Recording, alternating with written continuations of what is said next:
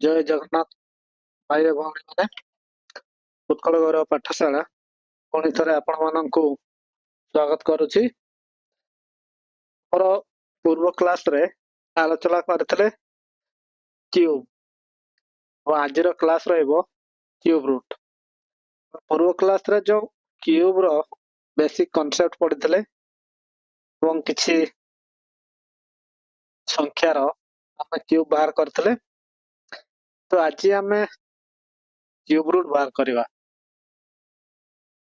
ବିଶେଷ କରି ବହୁତ ସାରା ପିଲାମାନେ ତ ଜାଣିଥିବେ କ୍ୟୁବ ରୁଟ କୁ ଆମର କିପରି ବାହାର କରାଯାଏ। ଯେମିତିକି ଆମେ ପୂର୍ବରୁ ସ୍କୁଲରେ ଯେତେବେଳେ ପଢୁଥିଲେ କଣ କରୁଥିଲେ, ମନେ କରାଯାଏ 9, 2, 6, 1 ଏହାର କ୍ୟୁବ ରୁଟ ବାହାର କରିବା ପାଇଁ ହେଲେ ଏହାର ପ୍ରାଇମ ଫ୍ୟାକ୍ଟର ବାହାର କରୁଥିଲେ। ତାପରେ କଣ କରୁଥିଲେ, କ୍ୟୁବ ରୁଟ ତାପରେ କଣ କରୁଥିଲେ, ମନେ କରାଯାଉ x x x ଗୁଣନ x ତାଙ୍କର ତିନିଟା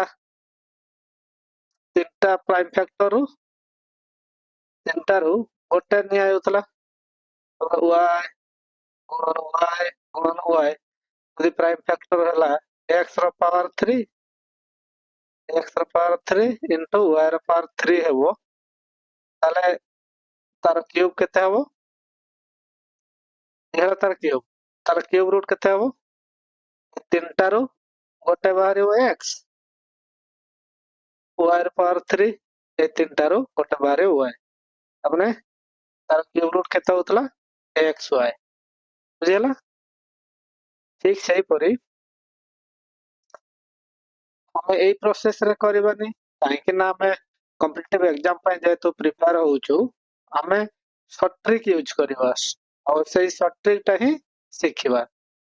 ତାହେଲେ ଏଇଠି ଦେଖନ୍ତୁ, ସର୍ଟ ଟ୍ରିକ୍ ଶିଖିବା ପାଇଁ ହେଲେ ଆମେ ଯେତେବେଳେ ସ୍କ୍ୱାର ବାହାର କରୁଥିଲୁ କିମ୍ବା ସ୍କ୍ୱାର ରୁଟ ବାହାର କରୁଥିଲୁ, ସ୍କ୍ୱାର ରୁଟ ବାହାର କରୁଥିଲା ବେଳେ ଆମେ ଏଇ ଯୋଉ ଏଠି ତିନିଟା ସଂଖ୍ୟା ବଦଳରେ ଦୁଇଟା ସଂଖ୍ୟା ନଉଥିଲେ, ଯେହେତୁ ଆମେ କ୍ୟୁବ ରୁଟ ବାହାର କରିବା, ଏଠି ତିନିଟା ସଂଖ୍ୟା ନବା।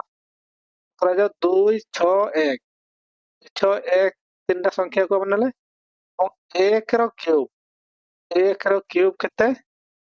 1 ର କ୍ୟୁବ 1, ତାକୁ ଏଠି ଲେଖିବା। ଆମେ 2, 6, 1 ତାପରେ 261 ର କାମ ହିଁ ସରିଗଲା।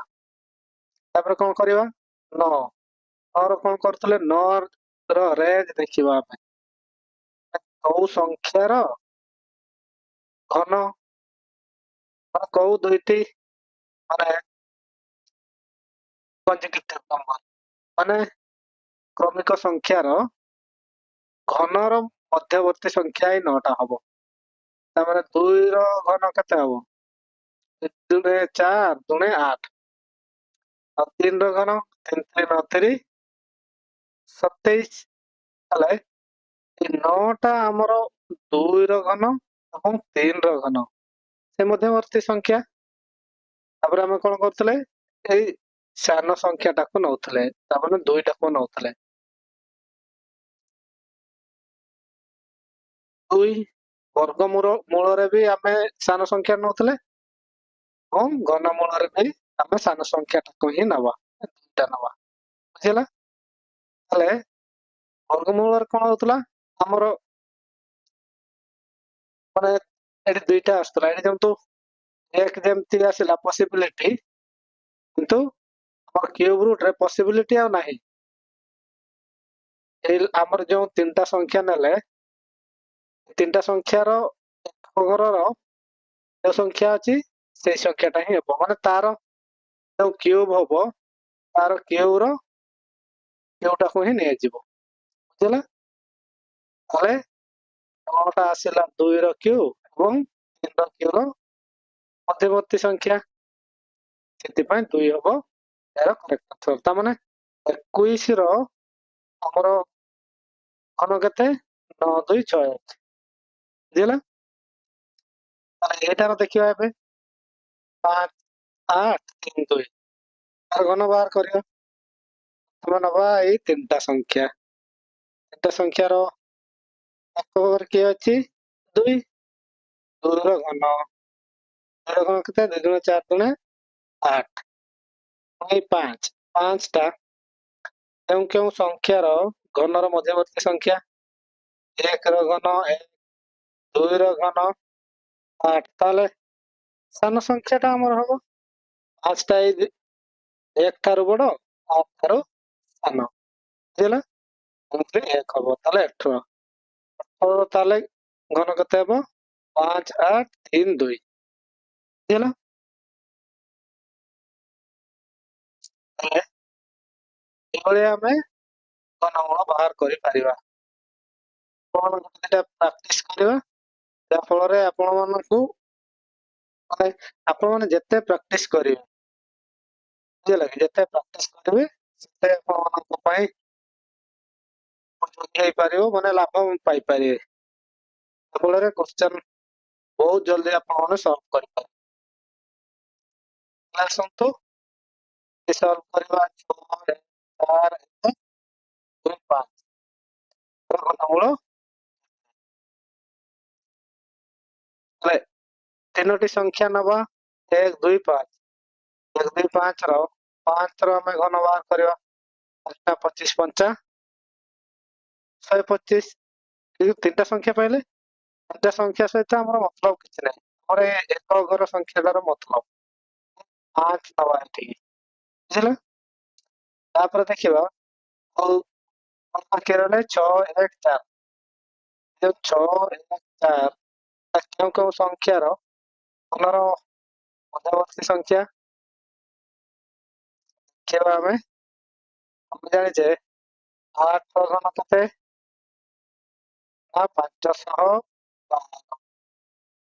9 ର ଘନ 700 ତାହେଲେ ଏଇ 512 ଠୁ ବଡ ଏଇ 714 କିନ୍ତୁ 729 ରୁ ସାନ ତାହେଲେ ଏଇଠି 8 ଆଉ 9 ଭିତରୁ ଆମେ ସାନ ସଂଖ୍ୟାଟା ନବା 8 ତାହେଲେ ଇଏ ହେଲା 85 ର ଘନ ବୁଝିଲ ଦେଖନ୍ତୁ ଏଇଠି 8 4 4 7 3 6 ତାହେଲେ এই তিনটা সংখ্যা ଆମେ ନବା ତିନିଟା ସଂଖ୍ୟାର ଏକ ଘରେ କିଏ ଅଛି 6 ତାହେଲେ 6 ର କ୍ୟୁବ ବାହାର କରିବା 6 ର କ୍ୟୁବ କେତେ 216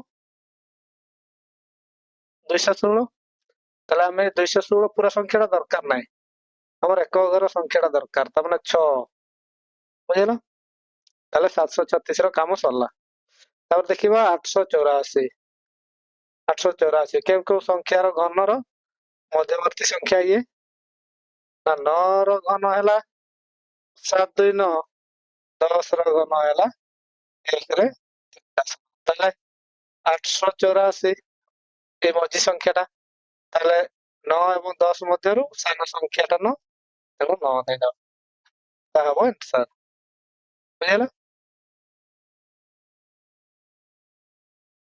ବହୁତ ସହଜ ପିଲାମାନେ ଯେତେ ପ୍ରାକ୍ଟିସ କରିବେ ଆପଣମାନଙ୍କ ପାଇଁ ସେତେ ଉପଯୋଗୀ ହେଇପାରିବ ପୁଣି ଆଉ ଗୋଟେ ସଂଖ୍ୟା ଦେଖନ୍ତୁ 740 ତାର ଘନ ବାହାର କରିବା 74088 ତାର ପ୍ରଥମ ତିନିଟା ସଂଖ୍ୟା ନବ 088 8 ର ଆମେ କ୍ୟୁବ ବାହାର କରିବା 8 ର କ୍ୟୁବ କେତେ 512 ତାହେଲେ ଆମର 512 ପୁରା ସଂଖ୍ୟାଟା ଦରକାର ନାହିଁ ଆମର 2 ଅଛି ଏ 2ଟା ନବ ବୁଝିଲା ତାପରେ ଏପଟେ ରହିଲା କିଏ 74 74 କେଉଁ କେଉଁ ସଂଖ୍ୟାର ଘନର ମଧ୍ୟବର୍ତ୍ତୀ ସଂଖ୍ୟା ନା 4 4 ର ଘନ କେତେ 4 16 64 5 ର ଘନ କେତେ 5 ଟା 25 5 125 ତାହେଲେ 74 ଏମାନଙ୍କ ମଝି ସଂଖ୍ୟା ମଝିରେ ଅଛି ତାହେଲେ 4 ଏବଂ 5 ର କ୍ୟୁବ ର ମଝିରେ 74 ତାହେଲେ ସାନ ସଂଖ୍ୟାଟା 4 ଟା ହବ ତାହେଲେ 42 ବହୁତ ସହଜ ବୁଝିଲ ଥରେ ଆପଣ ମାନେ ବୁଝିଗଲେ ଫଟାଫଟ କରି ପକେଇବେ ତାହେଲେ ଏଠି ଦେଖନ୍ତୁ 2 1 7 4 6 4 ଆମେ ତିନିଟା ସଂଖ୍ୟା ନବା 4 6 4 4 6 6 ତିନିଟା ସଂଖ୍ୟାରୁ ଏଇ ଏକ ଘର ସଂଖ୍ୟାର କ୍ୟୁବ ବାହାର କରିବେ 16 64 64 ରୁ ଆମର ଏକ ଘରେ କିଏ 4 ଅଛି, 4 ଲେଖିବା ଏଠି।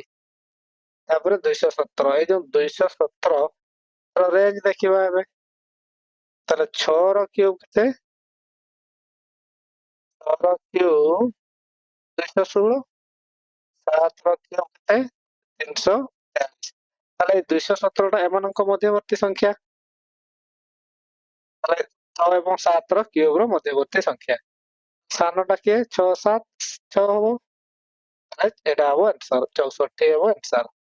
ଆମର 64 ର ଘନ କିଏ? 2 1 7 4 6 4। ବୁଝିଲା ପିଲାମାନେ?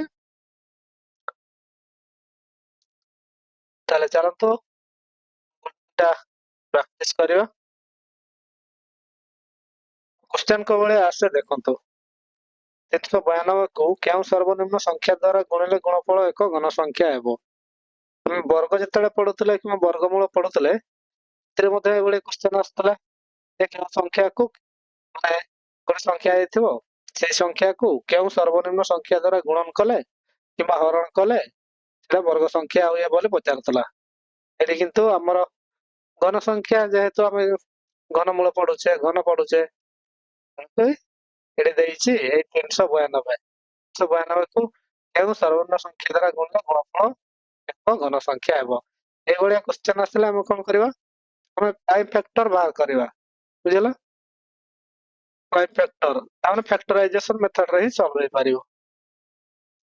ତାହେଲେ 392 ତାର ଫ୍ୟାକ୍ଟର, ପ୍ରାଇମ ଫ୍ୟାକ୍ଟର ବାହାର କରିବା। 2 କେ 2 8 212 ହେଲା। କଟିବ 8, 1 ହେଲା 6, 10ଟା 16, 2 8 0 18, 7 ରେ କଟିବ, 7 7 49, 7 7 କେ 7। ତାହେଲେ ଆମର 392 ର ଯଦି ଘନ ବାହାର କରାଯାଏ କଣ ହବ? 2 ଗୁଣ 2 2 ଗୁଣନ 7 ଗୁଣନ 7 ଘନ ବାହାରିବ। ଏ 2 ରୁ ତ 3ଟା 2 ଅଛି, 3ଟାରୁ ଗୋଟେ ବାହାରିବା ଦରକାର। ଆଉ 3ଟା 2 ରୁ ଗୋଟେ 2 ବାହାରିବ। କଣ? 7 ଗୁଣନ 7। ଆଉ ଗୋଟେ ଯଦି 7 ଗୁଣନ ହେଇଥାନ୍ତା, ତାହେଲେ ଏଇଟା ଗୋଟେ ଘନ ସଂଖ୍ୟା, ମାନେ ପୂର୍ଣ୍ଣ ଘନ ସଂଖ୍ୟା ହେଇଥାନ୍ତା। ବୁଝିପାରିଲେ? ଯେହେତୁ ଗୋଟେ 7 କମି ଯାଇଛି, ତାହେଲେ ଆଉ ଗୋଟେ 7 ଆମେ ଏଡ କରିଦେଲେ, ତାମାନେ ଏଇ ସଂଖ୍ୟାର ଯଦି ଏଠି ଗୁଣା କରିଦେଲେ, ଏଠି 3ଟି 2 ଅଛି, 2ଟି 7 ଅଛି, ସେତିକିର ଗୁଣଫଳ କେତେ? 392। ଯଦି ଆଉ ଗୋଟିଏ 7 ଗୁଣନ କରିଦବା, ତାହେଲେ ଯେଉଁ ସଂଖ୍ୟା ବାହାରିବ ସେଇଟା ଗୋଟେ ପୂର୍ଣ୍ଣଘନ ସଂଖ୍ୟା। ପୂର୍ଣ୍ଣଘନ ସଂଖ୍ୟା ନୁହେଁ। ବୁଝିଲ କି? ଯଦି ପୂର୍ଣ୍ଣଘନ ସଂଖ୍ୟା ହେଇଥାନ୍ତା, ତାହେଲେ ଏଠି ଯେମିତି 3ଟି 2 ଅଛି, ଏଠି 3ଟି 7 ହେଇଥାନ୍ତା। କିନ୍ତୁ ପୂର୍ଣ୍ଣଘନ ସଂଖ୍ୟା ନୁହଁ, ଆଉ ଗୋଟେ 7 ଗୁଣନ କରିବା, ତାଫଳରେ ସଂଖ୍ୟାଟା ଗୋଟେ ପୂର୍ଣ୍ଣଘନ ସଂଖ୍ୟା ହେଇଯିବ। ଦେଖିବା 7 ଗୁଣନ କରିଦେବା ଏଠି। 7 14 ରୁ 4 ରଖିନେଲା 1, 7 9 63, 1 64 ରୁ 4 6, 7 ରେ 21, 21 6 28, 21 6 27, ସରି 27 4 4। ଆଉ କାହାର ଘନ ସଂଖ୍ୟା? କାହାର ଘନ? ଏଟା ଦେଖିବା ବାହାର କରିବା।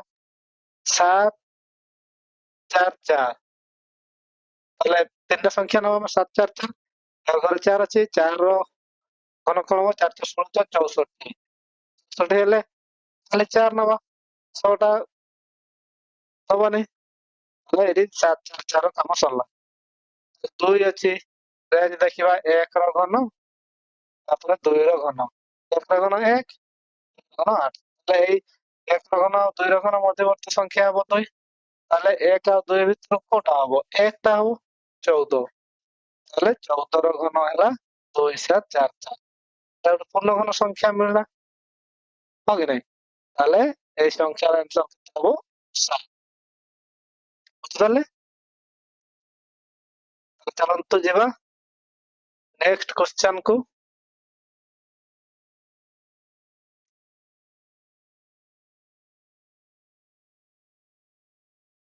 ନେକ୍ସଟ କ୍ୱେଶ୍ଚନ ବି ସେଇଭଳିଆ କ୍ୱେଶ୍ଚନ।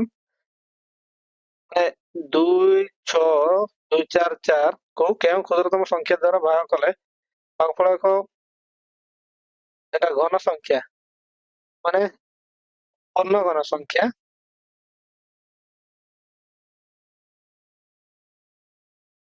ସଂଖ୍ୟା ହେବ। ପୂର୍ବ କ୍ୱେଶ୍ଚନ ରେ ଗୁଣନ କଲେ କହିଥିଲା କି ହରଣ କଲେ। ତମ ସଂଖ୍ୟା ହେଉଛି 2 6 2 4 4 କହିଛି ଯଦି ଗୁଣ କଲେ କିମ୍ବା ହରଣ କଲେ ପାରିବ ତାହେଲେ ଆପଣ ମାନେ ପ୍ରାଇମ ଫ୍ୟାକ୍ଟର ବାହାର କରିବେ। ପ୍ରାଇମ ଫ୍ୟାକ୍ଟର ମାନେ ଫ୍ୟାକ୍ଟରାଇଜେସନ ମେଥଡ ରେ ସଲ୍ଭ କରିବେ। ଫ୍ୟାକ୍ଟରାଇଜେସନ ମେଥଡ ରେ ସଲ୍ଭ କରିବେ। ତାହେଲେ କିଏ ପଡିବ 2 ପଡିବ ପ୍ରାଇମ ନମ୍ବର ପ୍ରଥମ ସବୁଠୁ ସାନ ପ୍ରାଇମ ନମ୍ବର 2 ତ 2 ପଡିବ 2 3 6 2 4 ପଡିବ 6 12 1 5 10 2 12 2 6 5 5 2 ପଡିବନି 6 5 11 6 17 71 ତାହେଲେ 3 ପଡିବ 6 3 2 6 10 ଟା 24 25 24 2 1 7 3 ଟା 21 ପୁଣି 3 ଟା 21 3 6 3 9 27 ବୁଝିଲା। ପୁଣି 3 ରେ କାଟିବା 3 6 6 12 3 9 ପୁଣି 3 ରେ କାଟିବା 5 24 3 27 81 27 ହଁ 3 ତାହେଲେ ଏଠି 2 6 2 4 4 ତାର ଘନମୂଳ ବାହାର କରିବା କେତେ ବାହାରୁଛି 2 ଗୁଣନ 2 ଗୁଣନ କେତେଟା 1 2 3 4 5 6 7 8 2 3 5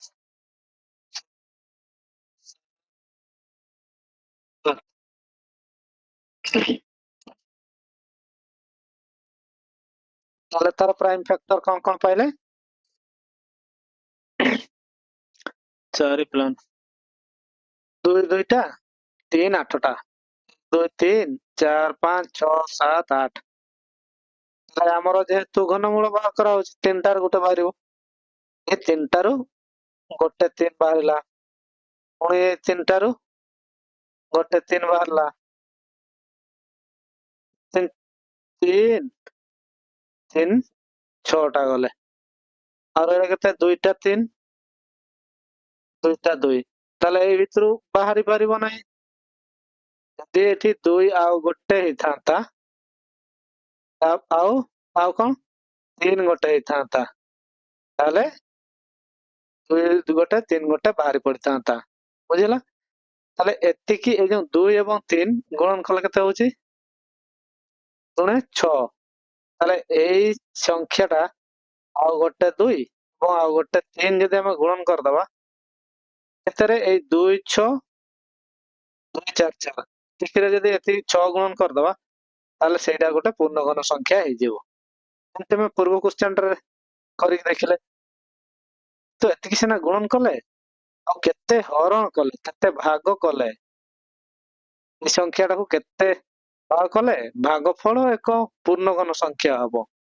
ତାମାନେ ଏଇଠି ଦେଖନ୍ତୁ ଏଇ ଯୋଉ ଆମର 6ଟା 3 ରୁ 6ଟା 3 ରୁ ତ ଆମର ବାହାରି ଗଲା 3 2ଟା ବଳକା ଯୋଉ ରହିଲା 2 ମାନେ 2 ଗୋଟି 3 ଏବଂ 2 ଗୋଟି 2 ତାହେଲେ 2 ଦୁଣେ 4 3 ମାନେ 2 ର 2 2ଟା ଏବଂ 3 2ଟା ଏକ୍ସଟ୍ରା ଅଛି 4 ନୂଆ 36 4 3 12 3 36 ଏଇ ଯୋଉ ସଂଖ୍ୟାଟା এই সংଖ୍ୟାଟା ଦ୍ୱାରା ଯଦି ଆମର 2 6 2 4 4 କୁ ହରଣ କରାଯାଏ ତାହେଲେ ଆମର ଏଇ ହରଣଫଳ ଏକ ପୂର୍ଣ୍ଣଘନ ସଂଖ୍ୟା ବାହାରିବ।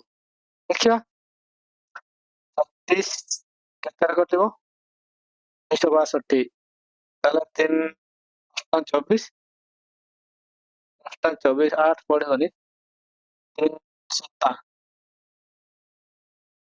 6 7 42 ରୁ 2 4 7 21 22 23 24 25 ଏଠି ଆସିଲା 25 0 1 ପଢିଲା 4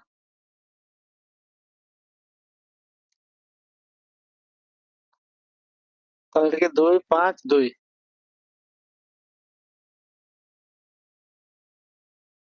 ତାହେଲେ ପଢିଲା କେତେ ପଡିବ 102 ପଡିଯିବ। 2 ପଡିଯିବ ନା ତାହେଲେ 3 ହେଲେ ଅଧିକା ହେଉଛି 2 ପଡିଯିବ 212 2 ରଖିଲା 1 3 6 ତାହେଲେ 4 2 ଗଲେ 2 6 4 10 ହେଲା 4 ଆଚ୍ଛା 6 4 10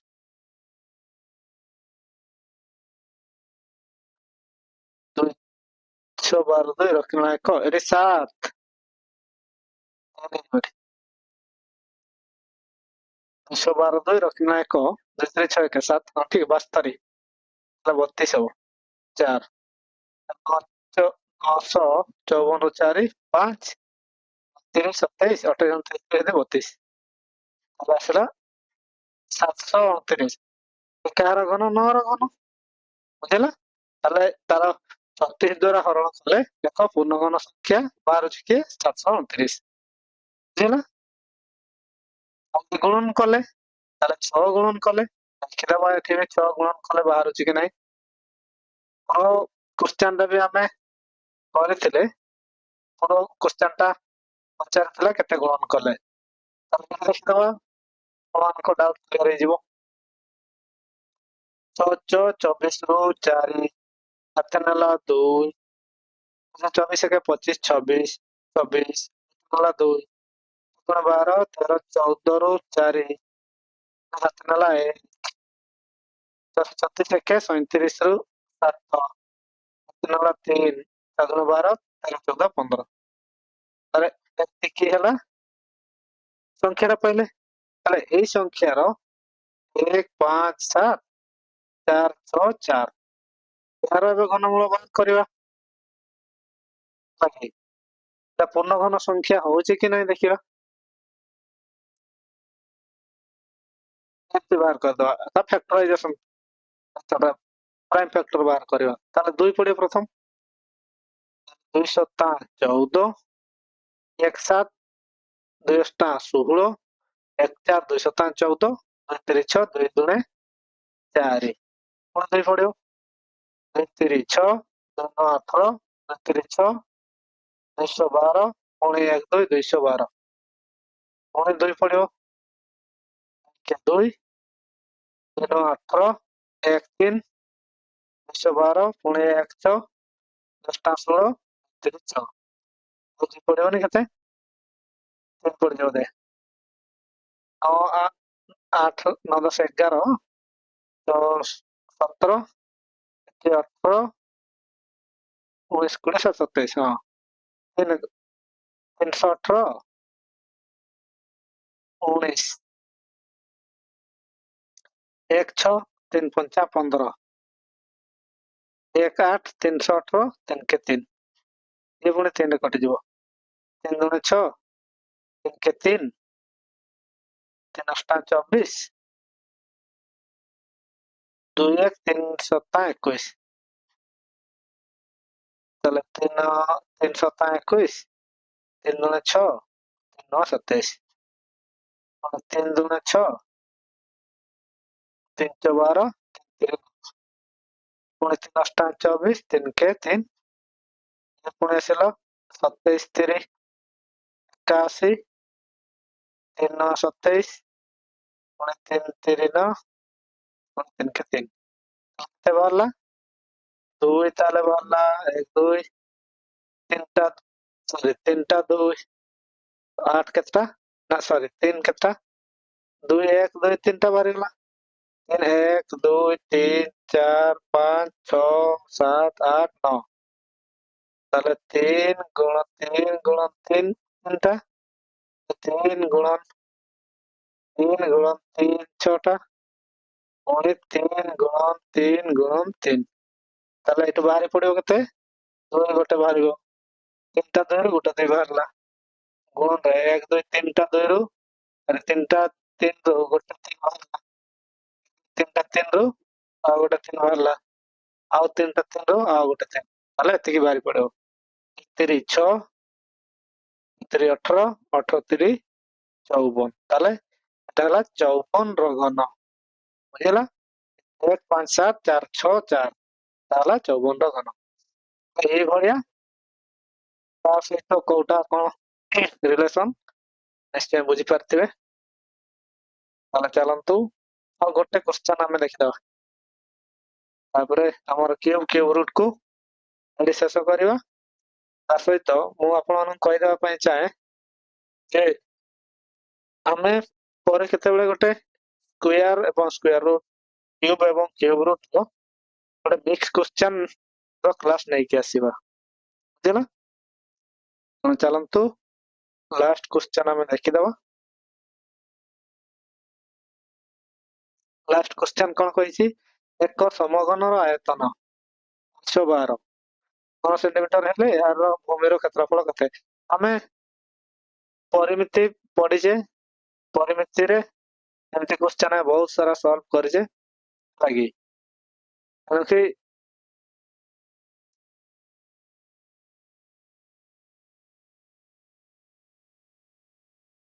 ତେଣୁକି ଆପଣ ମାନେ ବି ଜାଣିଥିବେ ଯେହେତୁ ଆମର କ୍ୟୁବ ପଢା ହଉଛି କ୍ୟୁବ ରୁଟ ପଢା ହଉଛି ରିଲେଟେଡ ଇଏ ଗୋଟେ କ୍ୱେଶ୍ଚନ ସେଥିପାଇଁ ଆମେ ପ୍ରାକ୍ଟିସ କରିଦବା ନହେଲେ ଏଭଳିଆ କ୍ୱେଶ୍ଚନ ଆମେ ପରିମିତିରେ ପଢି ସାରିଛେ ବୁଝିଲା ତାମାନେ କହୁଛେ ଏକ ସମଘନ ର ଆୟତନ ଗୋଟେ ସମଘନ ମାନେ ଏଇଭଳିଆ ଯାହାର ଲେନ୍ଥ ଅଛି ବ୍ରେଡଥ ଅଛି ହାଇଟ ଅଛି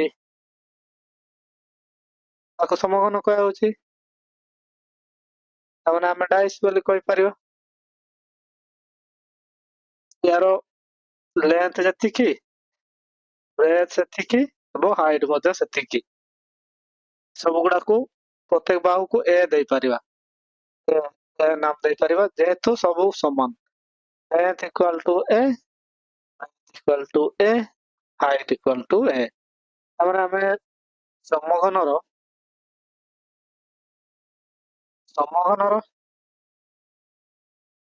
ଆୟତନ କଥା କହିବା ଯେତେବେଳେ ତାହେଲେ ଆମେ ଜାଣିଛେ ଲେନ୍ଥ ମାନେ ଲମ୍ବ ଦୈର୍ଘ୍ୟ ଗୁଣନ ପ୍ରସ୍ଥ ଗୁଣନ ଉଚ୍ଚତା ତାହେଲେ ଏଇଟା ହଉଛି ଆୟତନ ମାନେ କଣ ଏଇ ଯୋଉ 4 କୋଣିଆ ଅସ୍ତ୍ର ସେ ଭିତରେ କେତେ ଜିନିଷ ଧରିପାରିବ ସେଇଟା କୁହାଯାଉଛି ଆୟତନ ତାହେଲେ ତାର ଲମ୍ବରେ କେତେ ଧରିବ ବ୍ରେଡଥ ଟୁ ହାଇଟ ରେ ତାହେଲେ ଲେନ୍ଥ ମଧ୍ୟ ଏ ବ୍ରେଡଥ ମଧ୍ୟ ଏ ହାଇଟ ମଧ୍ୟ ଏ ତାହେଲେ କଣ ହବ ଏ କ୍ୟୁ ଆମେ ଜାଣିଛେ ସମଘନର ଆୟତନ ଫର୍ମୁଲା ମଧ୍ୟ ଏ କ୍ୟୁ ବୁଝିପାରିଲେ ତାହେଲେ ଏ କ୍ୟୁ ସମାନ ଦେଇଛି କେତେ 512 ତାହେଲେ ଏ ଇକ୍ୱାଲ ଟୁ କେତେ 512 ର ଘନମୂଳ ଆମେ ଜାଣିଛେ 8 ର ଘନମୂଳ ଏଇଟା ଘନଫଳ ଏଇଟା ର ଘନମୂଳ କେତେ 8 ହବ ତାହେଲେ ପ୍ରତ୍ୟେକ ବାହୁ ପାଇଲେ 8 ତାହେଲେ ତଳର କ୍ଷେତ୍ରଫଳ ପଚାରିଛି ତଳ ଭୂମିର ତାହେଲେ ଭୂମିଟା କଣ ଲେନ୍ଥ ବ୍ରେଡଥ ଖାଲି ଲେନ୍ଥ ଆଉ ବ୍ରେଡଥ ଭୂମିର ତ ହାଇଟ ନାହିଁ ନା ତାର ଲେନ୍ଥ ଅଛି ବ୍ରେଡଥ ଅଛି ତାହେଲେ ଏହାର କ୍ଷେତ୍ରଫଳ କେତେ ହବ ତାହେଲେ ଭୂମିର ଭୂମିଟା ଗୋଟେ କଣ କ୍ଷେତ୍ରଫଳ ଭୂମିଟା ଗୋଟେ ଚାରିକୋଣିଆ ଜିନିଷଟା ଲେନ୍ଥ ମଧ୍ୟ ଏ ବ୍ରେଡଥ ମଧ୍ୟ ଏ ସବୁ ଗୁଡା ତ ସମାନ ଆଉ ତେଣୁକରି ଭୂମିର କ୍ଷେତ୍ରଫଳ ପାଇଲେ କଣ ହବ ଦୈର୍ଘ୍ୟ ଗୁଣନ ପ୍ରସ୍ଥ। ଏ ଦୈର୍ଘ୍ୟ ମଧ୍ୟ ଏ ପ୍ରସ୍ଥ ମଧ୍ୟ ଏ। ତାହେଲେ ଭୂମିର କ୍ଷେତ୍ରଫଳ ସୂତ୍ର କଣ ପାଇଲେ ଏ ସ୍କୋୟାର ବାହୁର ବର୍ଗ। ତାହେଲେ ବାହୁ କେତେ 8 × 8 8×64 ବର୍ଗ ସେଣ୍ଟିମିଟର ହେଇଯିବ। ଏଇଟା ହବ ଭୂମିର କ୍ଷେତ୍ରଫଳ। ବୁଝିଲା? ଇଏ ଥିଲା ପିଲାମାନେ ଆଜିର କ୍ଲାସ। ତେଣୁ ଆପଣମାନଙ୍କୁ ମୋ କ୍ଲାସ କିପରି ଲାଗିଲା ନିଶ୍ଚିତ କମେଣ୍ଟ ମାଧ୍ୟମରେ ଜଣେଇବେ। ତେଣୁ ନେକ୍ସଟ କ୍ଲାସ ଆମେ ନେଇକି ଆସିବା କଣ ଆଣିବା ଆମର ଏଇ ଯୋଉ ମିକ୍ସ କ୍ୱେଶ୍ଚନ ଆଣିବାନି। ଆଉ ଗୋଟେ ଦିଟା କ୍ଲାସ ଆମେ କରିବା। ନେକ୍ସଟ କ୍ୱେଶ୍ଚନ ମୁଁ ପରେ ନେଇକି ଆସିବି। ଆସନ୍ତାକାଲି କ୍ଲାସ ରହିବ ପ୍ରଫିଟ ଲସ୍ ର କ୍ଲାସ ଟା ଦବା। ବୁଝିଲା କି? ତେଣୁ ଆସନ୍ତା କାଲି କିମ୍ବା ପରଦିନ ମୁଁ ଏବେ ଅପଲୋଡ କରୁଛି କାହିଁକିନା ମୋ ପାଖରେ ଟିକେ ସମୟ ଅଭାବ ରହୁଛି, ସେଥିପାଇଁ କ୍ଷମା କରିବେ। ଯାହାଫଳରେ ମୁଁ କ୍ଲାସ ଦେଇପାରୁନି। ଯାହା ବି ହଉ ୟା ପରେ ଆମେ ପ୍ରଫିଟ ଏବଂ ଲସ୍ ର ପ୍ରଫିଟ ଲସ୍ ଡିସକାଉଣ୍ଟ ୟାକୁ ନେଇକି କ୍ଲାସ ଟେ ଆଣିବା। ତେଣୁ ମତେ ବିଦାୟ ଦିଅନ୍ତୁ। ଜୟ ଜଗନ୍ନାଥ।